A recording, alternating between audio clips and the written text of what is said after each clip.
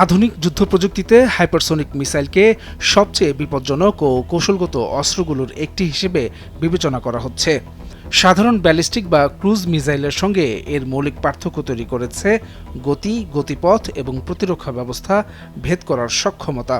Hypersonic মিসাইলের প্রধান বৈশিষ্ট্য হল এর অত্যন্ত উচ্চ গতি, শব্দের গতির 5 গুণ বা তারও বেশি। গতিতে ছুটে চলার কারণে এই মিসাইল শনাক্ত ও প্রতিহত করা প্রচলিত আকাশ প্রতিরক্ষা ব্যবস্থার জন্য অত্যন্ত কঠিন।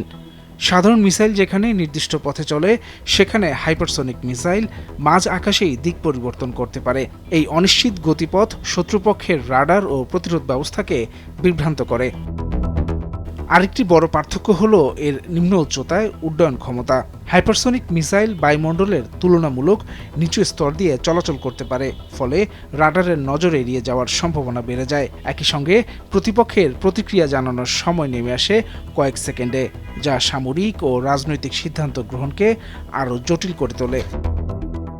সাম্প্রতিক ইরান ইসরায়েল সংঘাতের প্রেক্ষাপটে হাইপারসোনিক মিসাইলের ব্যবহার নিয়ে আন্তর্জাতিক অঙ্গনে নতুন করে আলোচনা শুরু হয়েছে।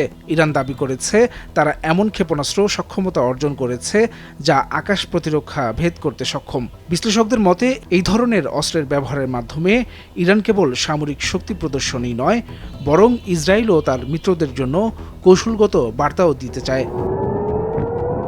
বিশ্বশক্তিগুলো যুক্তরাষ্ট্র, রাশিয়া ও চীন ইতিমধ্যে হাইপারসোনিক প্রযুক্তিকে ভবিষ্যৎ যুদ্ধের গেম চেঞ্জার হিসেবে দেখছে।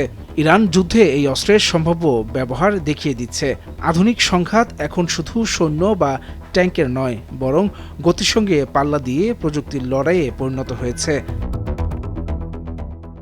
ডেস্ক রিপোর্ট, ভোরের কাগজ।